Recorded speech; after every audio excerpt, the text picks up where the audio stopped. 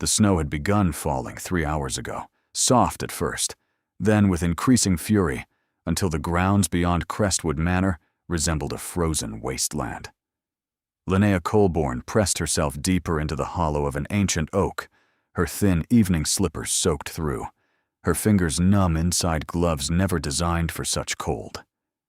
The pale blue silk of her engagement ball gown offered no protection against the wind that cut through her like 1,000 tiny blades. She should go back inside. The announcement had been made. 300 guests had raised glasses to toast the union between Lord Aldrich Crestwood and Lady Linnea Colborne. Her father had smiled that desperate, relieved smile, the smile of a man whose gambling debts had finally found a solution, even if that solution was selling his daughter to a monster. But she couldn't return, not after what she'd overheard. Lord Aldrich's voice drifted through her memory, speaking to his solicitor with casual cruelty. The Colborne girl will serve her purpose. Once married, I'll have complete control of the estate. As for the girl, she'll learn that a wife's place is silent obedience. If she proves troublesome, there are private institutions that specialize in managing difficult women. She had fled through a servant's entrance, while guests celebrated her doom. Now, 20 minutes later, she was beginning to realize she might have traded one death for another. Linnea was 24, ancient by society's standards. She'd been considered pretty once, in a quiet way. Chestnut hair, gray-green eyes that people called thoughtful, when kind, and too serious, when not. Her first season at 18 had shown promise, but after her father's gambling destroyed them, suitors had evaporated. By her third season, she was invisible. Lord Aldrich had appeared like a dark miracle. Wealthy, titled, inexplicably interested in plain, penniless Linnea. Her father wept with relief. Her mother called it providence. Linnea had known from the first moment Aldrich's cold eyes assessed her like property that it was neither. The wind howled. Her vision blurred at the edges, hypothermia setting in. She should stand, should move, and should force herself back toward the manor. But some stubborn part of her simply couldn't. Perhaps this was better. A quiet ending rather than years of silent obedience. Her eyes drifted closed. She wasn't certain how much time passed. The cold had stopped hurting. She felt almost peaceful, floating in a white void where Aldrich's voice couldn't reach her. Then, boots crunching on snow. A voice, deep and alarmed. Good God, is someone there? She managed a small sound. Then hands lifted her, warm, impossibly warm, carrying her against a chest that radiated heat. Stay awake. The voice was commanding, aristocratic. You will not die in my woods. I forbid it. Through fading consciousness, she caught a glimpse of him. Dark hair dusted with snowflakes, a jaw carved from granite, eyes the color of aged whiskey, burning with intensity. This wasn't Lord Aldrich. Who? She whispered.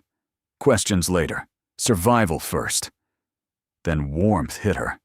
They were inside somewhere. She heard voices, rapid orders. Hot water bottles, blankets. Send for Dr. Hartley immediately. She was lowered onto something soft before a roaring fire. The last thing she saw was his face, striking, aristocratic, watching her with an expression she couldn't decipher. Then darkness claimed her. Lorcan Ashworth, 7th Duke of Ravenmore, stood before the fire in his study, trying to make sense of the evening. He'd been returning from a tedious card party when his horse startled near the old oak. He'd expected a fallen branch, not a woman in a ball gown, curled in the hollow, her lips blue, her skin cold as marble. The nearest entertainment tonight was Crestwood Manor. Lord Aldrich's engagement ball, an event to which Lorcan had certainly not been invited, given their mutual hatred since Eton. Was this woman connected to that? His grandmother swept in, silver hair plaited, blue eyes sharp. Who is she? I don't know yet. The eastern boundary leads toward Crestwood Manor. Ottilie settled into a chair. Lord Aldrich's engagement was announced tonight. You think she's connected? A woman in a ball gown doesn't wander into a snowstorm without reason. After she left, Lorcan remained by the fire. What had this woman been running from?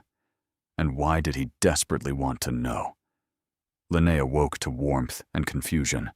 The bed was impossibly soft, the linen scented with lavender. This was not Crestwood Manor. Memory returned. The announcement, Aldrich's horrible words, the desperate flight, the cold, then arms lifting her, a voice forbidding her to die. You're at Thornhaven Hall, a maid explained. The Duke of Ravenmore's estate. His Grace found you in the storm. The Duke of Ravenmore, Lord Aldrich's most hated enemy. Lorcan Ashworth thinks himself above us, Aldrich had sneered. I'd give anything to see him humbled. She was in her fiancé's rival's home. A knock announced the Duke himself. In morning light, she saw him properly. Tall, broad-shouldered, dark hair swept back from aristocratic features. Handsome in a way that made sensible thoughts difficult. Lady Colborne, his voice was measured. I trust you're feeling better. He knew her name. Your Grace, I must apologize for the imposition. If you could provide transport to a coaching inn. The roads are impassable. Dr. Hartley has forbidden travel for 3 days. He paused. You are not going anywhere. The words should have felt like a trap, but his tone held concern, not command. I know who you are, he continued. Lord Aldrich's fiancée, which raises the question of what you were doing, fleeing through a snowstorm toward my estate. I wasn't running toward anything. I was simply running. From what? She couldn't tell this stranger everything. From a situation that had become intolerable. Lady Colborne, were you attempting to harm yourself? The question struck like a blow. No, I simply didn't care enough to prevent it. Something flickered in his expression. Recognition, perhaps. My mother died 6 months after my father. They said fever, but I suspect she simply stopped fighting. He paused. The distinction matters to me. Before she could respond, he moved toward the door. Rest. We'll speak this afternoon. My grandmother will want to meet you. Why are you helping me? Lord Aldrich is your enemy. He paused. Because when I found you, you looked like someone who had given up hope entirely. I find myself unwilling to send anyone back to whatever could create such hopelessness. Then he was gone. The Dowager Duchess Ottilie was formidable, 73, silver-haired, with blue eyes that missed nothing. Lord Aldrich discovered your absence around 2, she informed Linnea over tea. He's told everyone you wandered outside in fever-induced confusion. He's playing the concerned fiancé convincingly. And people believe him? For now. But he's sent men searching. He'll know you're here by tomorrow. Linnea's stomach twisted. Then I should leave before causing more trouble. Leave to where? You have no money, no family who would shelter you against Lord Aldrich, no friends powerful enough to oppose him. Ottilie's gaze was unflinching. You have nowhere to go. I know, Linnea whispered. However, you're currently a guest of the Duke of Ravenmore. That carries protections. Lord Aldrich cannot simply drag you away without creating scandal. He could claim I'm confused, not in my right mind. He could try. But we are not without influence. Ottilie paused. The question is what you want. What did she want? For months, her wants had been irrelevant. I don't want to marry him, she said quietly. He's cruel. I overheard him telling his solicitor, That if I proved troublesome, he'd have me committed until I learned obedience. I see. Ottilie's voice went cold, not toward Linnea, but toward the man they discussed. I can't prove it, his word against mine. I would believe you. Lorcan stood in the doorway, expression carved from stone. Lord Aldrich threatening to commit his fiancée if she doesn't show obedience. Why am I not surprised? He entered, positioning himself by the fireplace. We were at Eton together. He tormented a younger boy, Thomas Pemberton, until the boy tried to hang himself. Aldrich faced no consequences. His family's money ensured silence. Linnea's teacup rattled. I know what kind of man he is, Lorcan continued, and I am not sending you back to him. We need strategy, Ottilie said. Lady Colborne is legally engaged.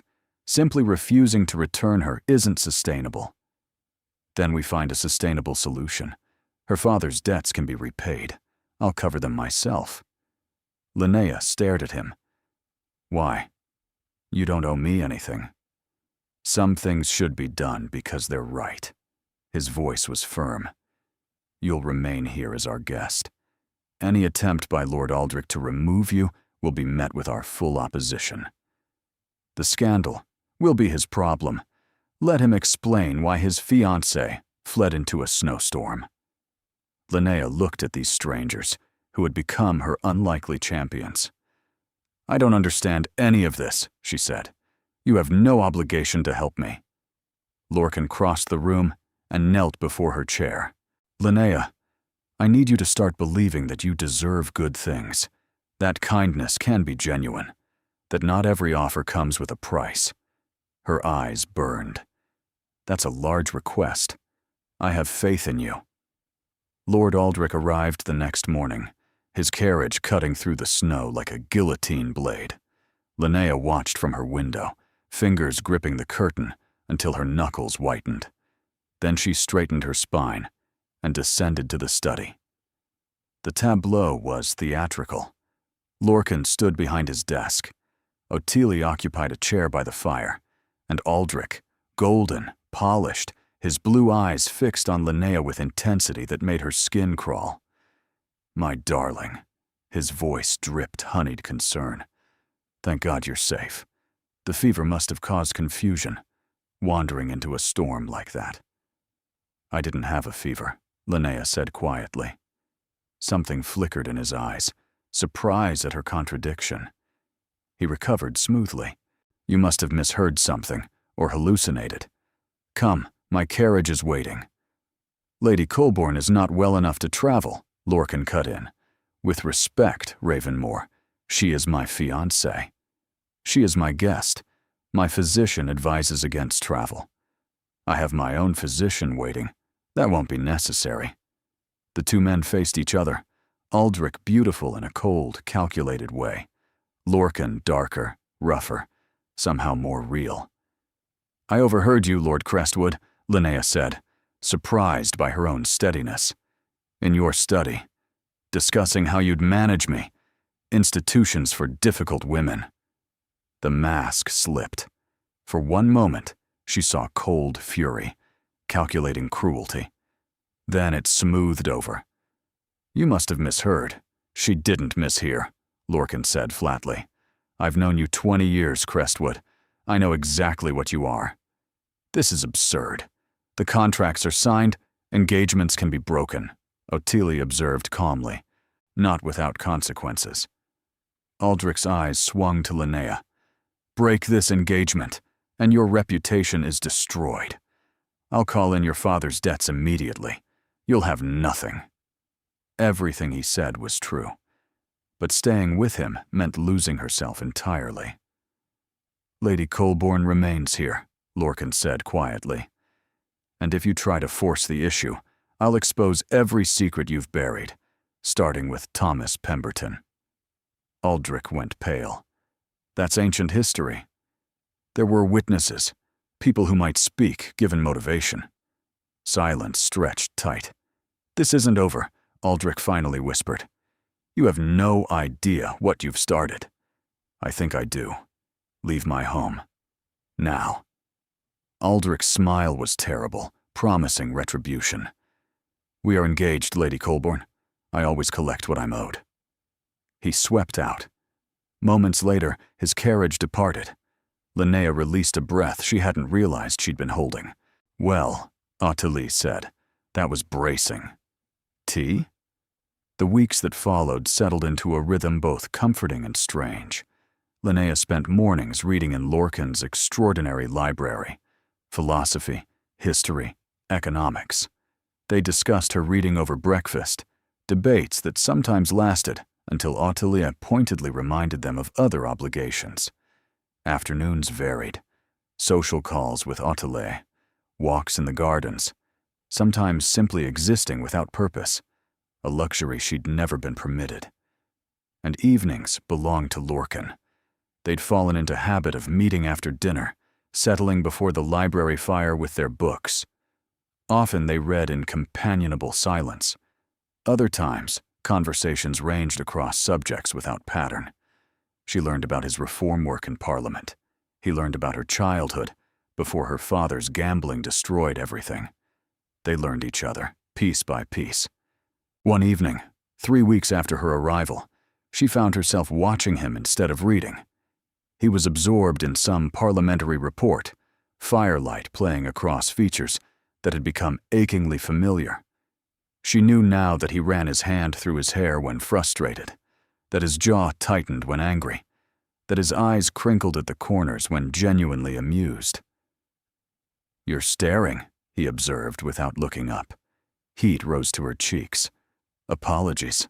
I was thinking about you. Always. You. About how strange this all is," she said instead. 3 weeks ago I was preparing to marry a man who viewed me as property. Now I'm living in his enemy's home, reading about crop rotation, having actual conversations with a duke who values my thoughts. Which part feels unreal? Mostly the part where someone is kind without wanting anything in return. He set down his report. "I do want something." Her heart stuttered. "What?"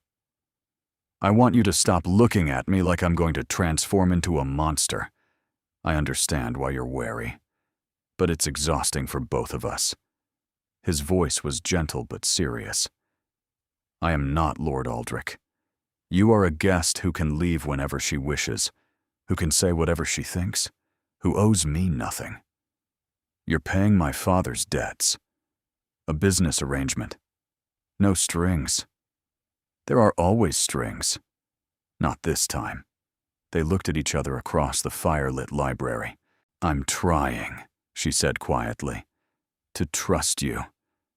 But it's difficult." "I know. Take whatever time you need." A week later, Ottilie proposed something outrageous. "Absolutely not," Linnea said flatly. "It's just a small gathering," Ottilie protested. "The Countess of Bramwick's winter salon, where everyone will whisper about the woman who fled her engagement and is living in the Duke of Ravenmore's home. Precisely why you must attend.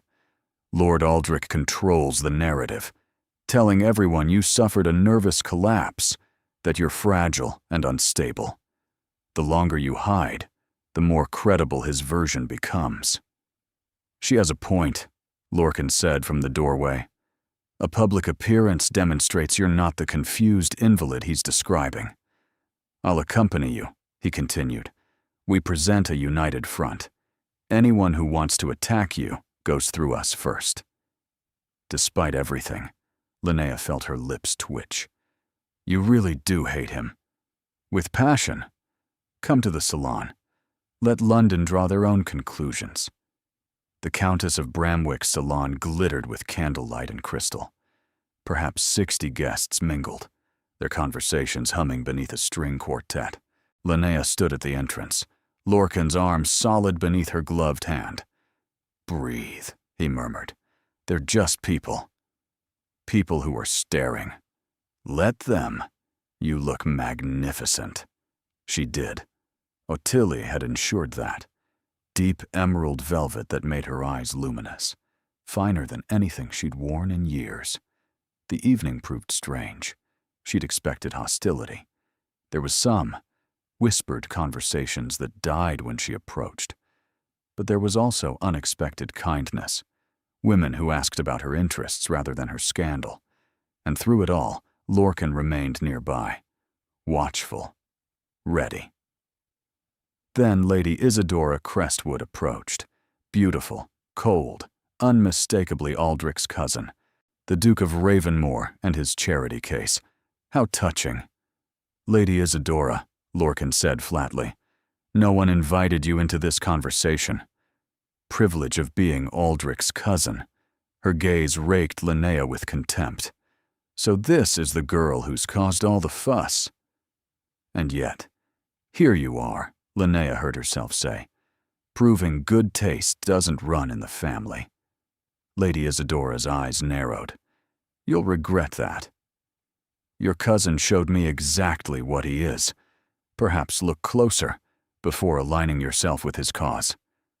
Ottilie materialized perfectly. Isadora, Lady Bramwick is looking for you. Something about a card debt? The dismissal was expert. Lady Isadora retreated, venomous. In the carriage home, Linnea sagged against the seat. You're smiling, Lorcan observed. I talked back to Lord Aldrich's cousin, in public. She laughed incredulously. 6 months ago, I couldn't express a preference for flowers at my own engagement party. You were magnificent. I was terrified. Those aren't mutually exclusive. He leaned forward.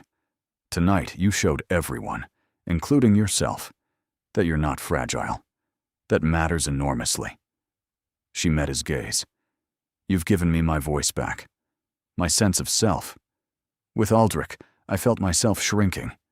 Here, I feel like I'm becoming more.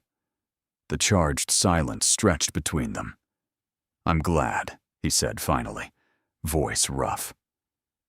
2 weeks after the salon, Lorcan delivered unwelcome news. Lord Aldrich has been implying improper conduct between us, building a narrative. The honorable fiancée whose confused bride was seduced by his rival. That's ridiculous. We've been entirely proper. He doesn't need proof, just enough doubt. Lorcan's expression was serious. We need to make decisions about your future. My options? Formally break the engagement and weather the scandal. Leave England entirely. He hesitated. Or we remove the scandal by giving it a different ending. She stared, not comprehending. The reason Aldrich's insinuations have power is because there's no legitimate explanation for your presence here. But if you were engaged to me, those questions evaporate. Her breath caught. A fake engagement. Strategic, with the understanding it can be dissolved whenever you wish, no consequences. Why would you do this? It binds you, too. I have no interest in pursuing marriage, never have. This serves us both. You get protection, I get gossips off my back about finding a wife. She searched for hidden strings, found nothing but sincerity. You truly don't want anything? Only that you start believing you deserve good things. She looked at this man who'd pulled her from snow, who'd stood against Aldrich, who'd given her books and conversation and space to become herself. How long would it last? As long as you need. 6 months, a year. We announce it publicly, attend events together. When you're ready, we end it amicably. And what's expected of me? Nothing beyond what we're already doing. Conversation, companionship. Tell me if you ever feel trapped. You're nothing like a cage. The words escaped unbidden. Is that a yes? He asked quietly. She thought of Aldrich still plotting, her father's debts, the whispers everywhere. Then she thought of Lorcan, how he listened, challenged her thinking, made her feel worth protecting.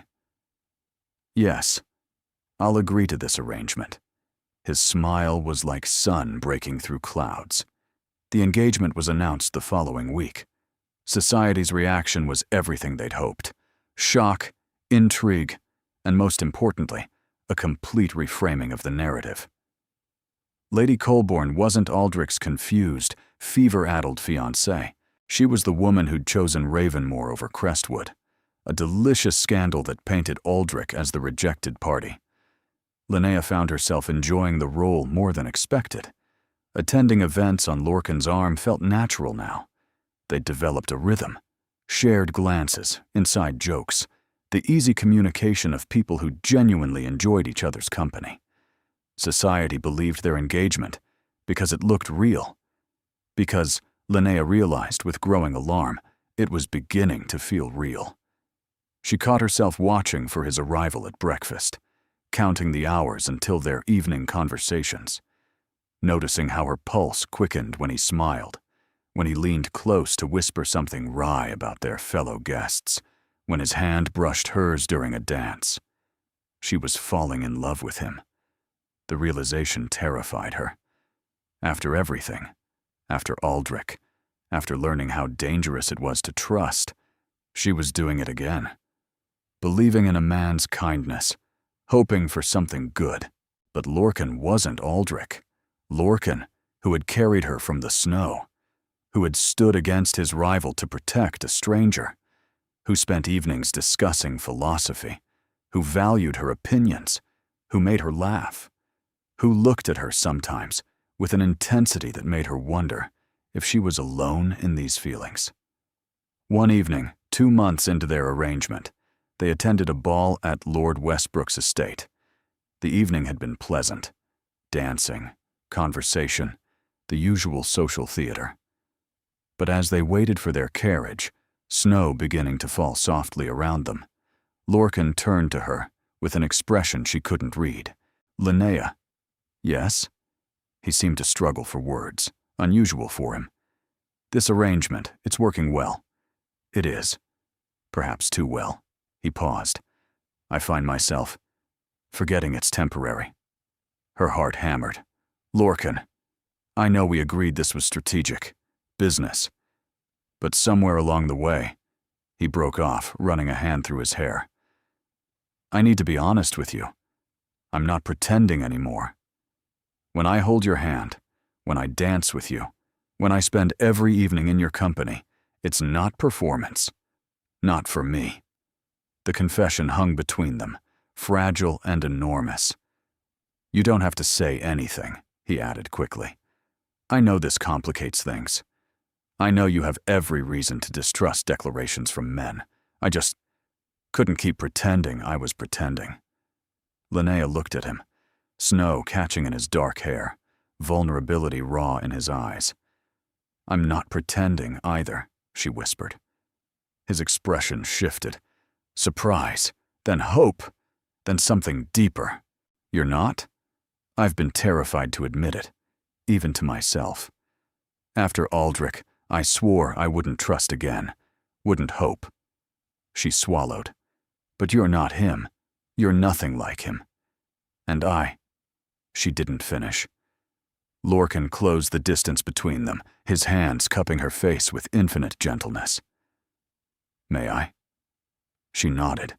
The kiss was soft, questioning, nothing like the possessive claim she might have expected.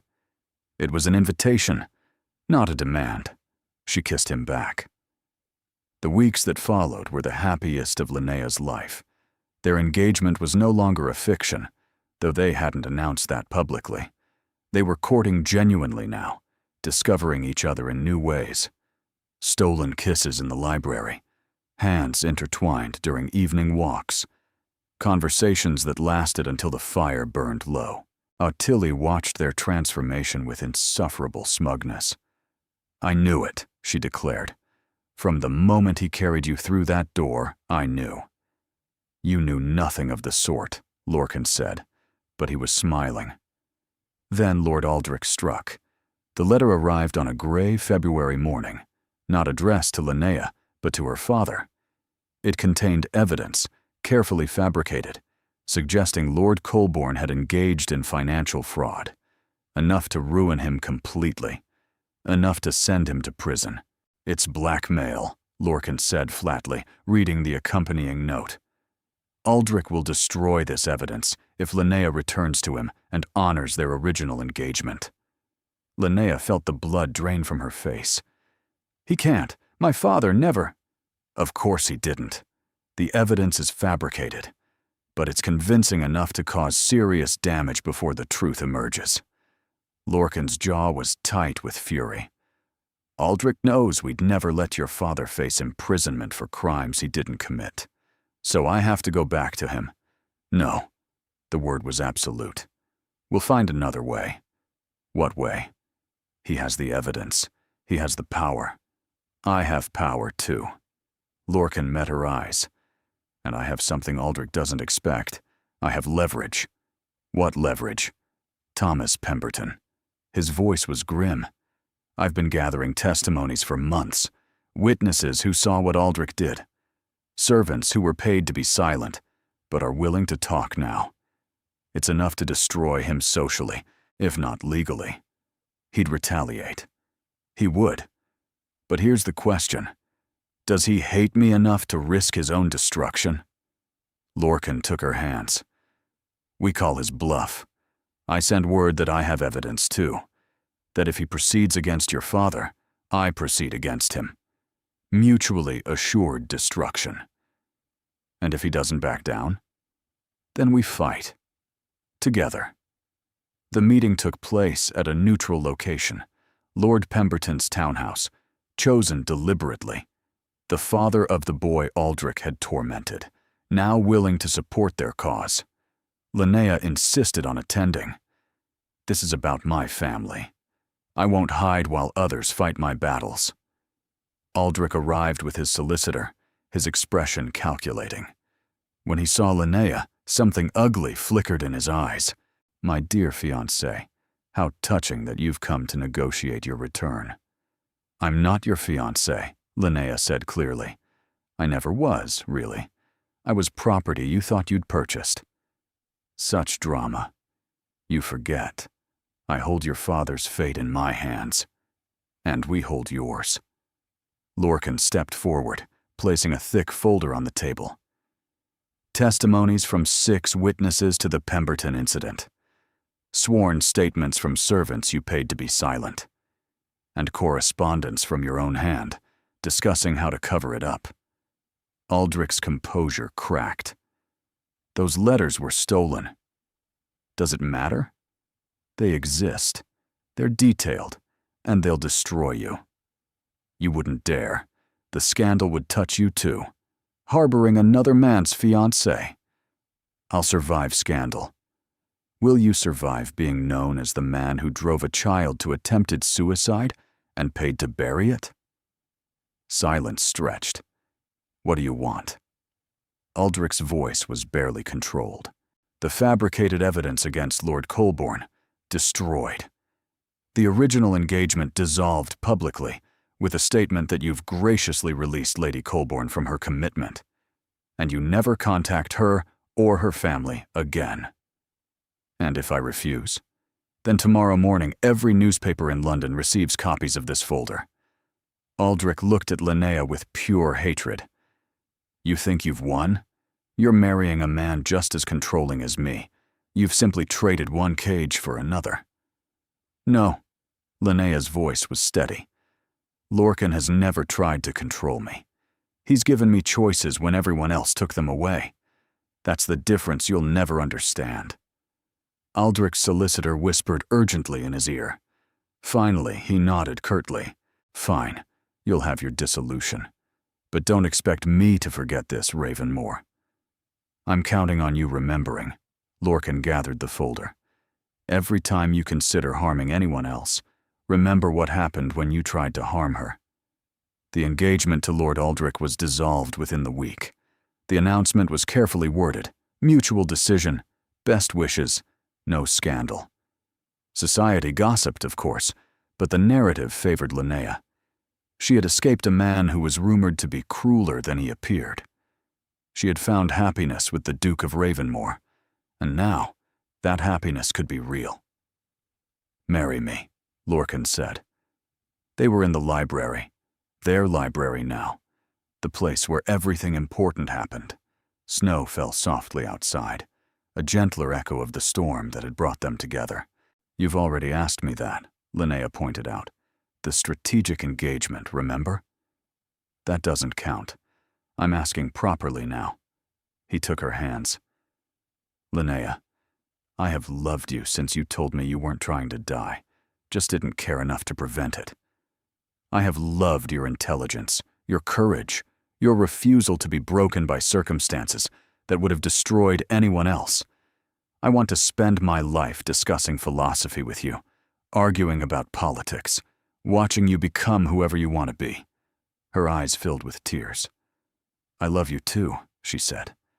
"I've been afraid to say it, afraid it would disappear if I named it. It won't disappear. I won't disappear." He kissed her forehead, her cheeks, her lips. "Marry me. Not strategically. Really. Yes." The word came easily now. "Yes, I'll marry you." The library at Thornhaven Hall was considerably more chaotic than it had been 3 years ago. Linnea sat in her favorite chair, a book abandoned in her lap, watching her husband attempt to prevent their 18-month-old son, Sebastian, from eating the pages of a first-edition Descartes.